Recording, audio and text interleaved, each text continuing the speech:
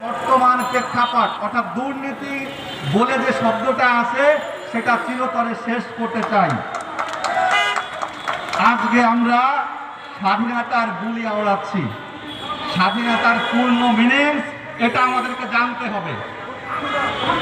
আজকে আমরা এমন একটা রাষ্ট্রে বসবাস করি, আজকে আমার রাজনৈতিক যে অধিকার আছে, এই দেশে কোন সরকার হবে সেই সরকার নির্ধারণ করে দেয় আমাদের পার্শ্ববর্তী দেশ।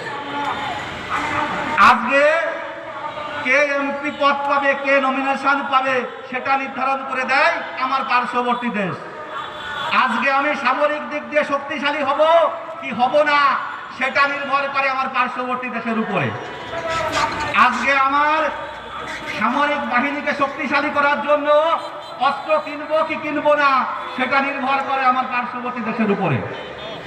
আজকে আমার দেশের 54টা নদীতে, প্রাক্তন ইউপিএচার রাষ্ট্রের 54টা নদীতে নদীর উজান ওরা বাদ দিয়েছে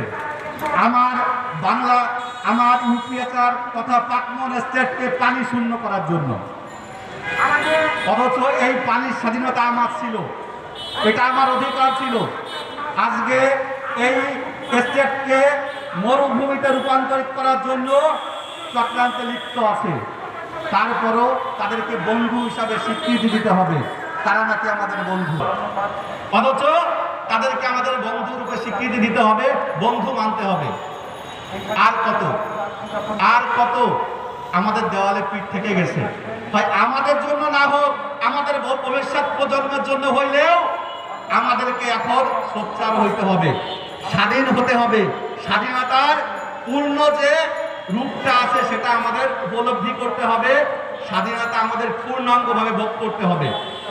আজকে শুধু আমরা স্বাধীন হতে চাই না, আমাদের মহান নেতা দার্শনিক ডক্টর জাহেদুর রহমান জাহেদ সাহেব বলেছেন, শুধু আমরা স্বাধীন হব না, আমরা আমাদের দুঃখে ব্যথিত হব না, আমাদের পার্শ্ববর্তী যে দেশগুলো থাকবে, আমাদের ভাই হিসাবে, মুসলিম কান্ট্রি হিসাবে ফিলিস্তিনি যে আজকে ইসরায়েল নামক রাষ্ট্রের দ্বারা নির্যাতিত, নিপীড়িত, তাদেরকেও আমরা তাদের পাশেও থাকবো, তাদের স্বাধীনতার জন্য আমরা লড়াই করব।